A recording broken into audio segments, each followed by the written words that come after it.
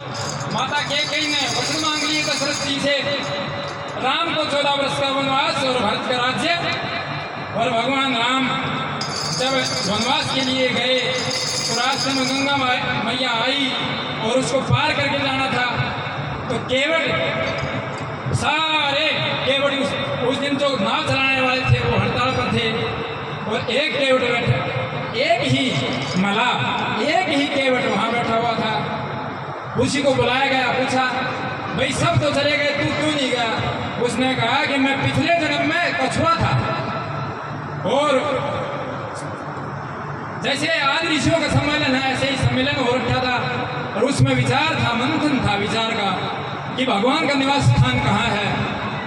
तो सभी ऋषि मुनियों ने ये एक मत से कहा कि भगवान क्षीर समुद्र में रहते हैं। तो मैं तो समुद्र का ही जीव हूँ और मैं तलाश करने लगा तो मेरे को दर्शन हुए शेषनाग की सैया के ऊपर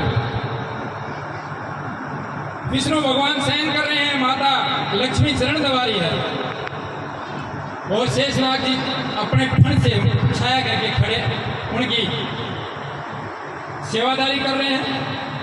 और कछुए ने जाकर चरणों की तरफ प्रणाम किया तो लक्ष्मी ने धमका दिया, सिर की तरफ गए तो शेषनाग ने धमका दिया, बीच में जाके प्रणाम किया तो भगवान ने संकल्प किया कि इस जन्म में तेरी इतनी तपस्या थी, इतने तेरे शुभ कर्म थे, तुझे दर्शन हुए, अगले जन्म में मैं तुझे दर्शन देने स्वयं आऊँगा। तो वही विष्णु भगवान राम बने और शेषनाग लक्ष्मण बने और लक्ष्मी माता सीता बनी और आज वही आए हैं यमुना गंगा के किनारे। और आकर के केवट ने नाव मांगी, भगवान राम ने नाव मांगी केवट से, तो केवट जी क्या कहने लगे और भगवान राम जी का और केवट का संवाद है तो कैसे कैसे है वो ध्यान से सुना। केवट नौका ले आवना, हमें जाना पर ले पार है, हमें जाना पर ले पार है। केवट नौका ले आवना, हमें जाना पर ले पार है, हमें जाना पर ले पार है। ले आओ नैया भैया बोले हर प्यार करके, ले आओ नैया भैया बोले हर प्यार करके, के जाए आए तेरा इतबार करके, दशरथ के जाए आए तेरा इतबार करके। हमने पिताजी का वचन निभावना, हमें फल होती बार है, हमें फल फल होती बार है। केवट नौका लावना, हमें जाना पर ले पार है, हमें जाना पर ले पार है।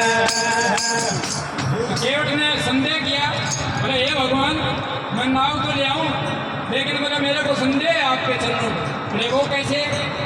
बोले आप जब विश्वामित्र के यज्ञ की रक्षा करने गए तब एक पत्थर की शिला बड़ी पड़ी थी, एक गौतम की जो पत्नी थी, गौतम ऋषि की पत्नी, वो शिला बड़ी पड़ी थी, आपके चरण लग गए तो वो देवलोक को चली गई, ये नाव भी उड़ के देवलोक को चली गई, तो मेरा तो ये रोजी रोटी का साधन है, ये क्या होगा?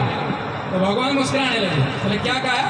पत्थर की नारी थारी रचे आकाश गाई, पत्थर की नारी सारी रखे आकाश गई, चरणों में धोखा नौका जो उसके पास गई, चरणों में धोखा नौका जो उनके पास गए। आगे पड़े हमें पछतावना, प्रभु हमारा तो यही रोजगार है, हमारा तो यही रोजगार है।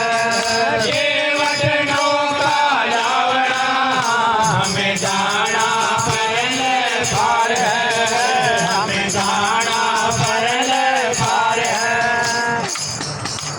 तो इतनी देर में लक्ष्मण जी को घुसाया, बोले ये मला है।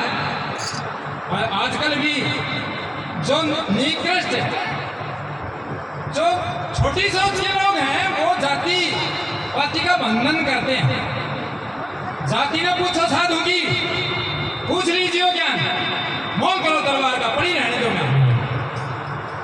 मैं ब्राह्मण हूँ, मैं राव साहब हूँ, मैं जाट हूँ, मैं बढ़िया हूँ और ये नीची जाति के हैं, लेकिन भगवान रामचंद्र जी ने भेजने के बैठा लिए। और केवट का प्रसंग आज हम गा ही रहे हैं, निषाद राजगुरु की मित्रता। तो भगवान ने जाति प्रथा को कभी महत्व नहीं दिया। जाति प्रथा का तो सत्संग में खंडन होना चाहिए।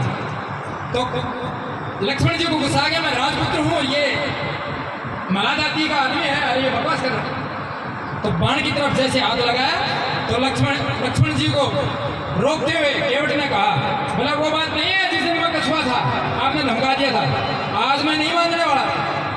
तो क्या कहा, मारे जो तीर वीर लक्ष्मण का रोध करके, मारे जो तीर वीर लक्ष्मण का रोध करके, छोड़ू ना परण चरण धोऊंगा बोध करके, छोड़ो ना पावन शरण ढोऊंगा बोध करके, हरि मुझसे गाए लख भावना प्रभु के मत संसार है, प्रभु के मत संसार है, ये नौका जावना हमें दाना परले पार है, हमें दाना परले पार है। भगवान मुस्कुराए, बोला उस दिन कछुआ था, उस दिन तो तेरे को ये चरण छूने का मौका नहीं मिला, लेकिन आज जा मौका है। तो वो भागा और कठौती लाया और कठौती में ला करके भगवान के चरण पखारे और उसके बाद में चरणावर्त लिया और अपने 21 पीढ़ियों के पितरों तक को पार उतार दिया। और क्या किया, चरणावर्त लिया पिया पितरों तक पार उतारे, शरणागत लिया पिया पितरों तक पार उतारे, पद पाया आया लेके दूसरे कंठारे, सर्वजन पाया आया लेके दूसरे कंठारे, जिन्हें उतराई सावरा तू सिंह रटे मुरार है, तू सिंह रटे मुरार है, ये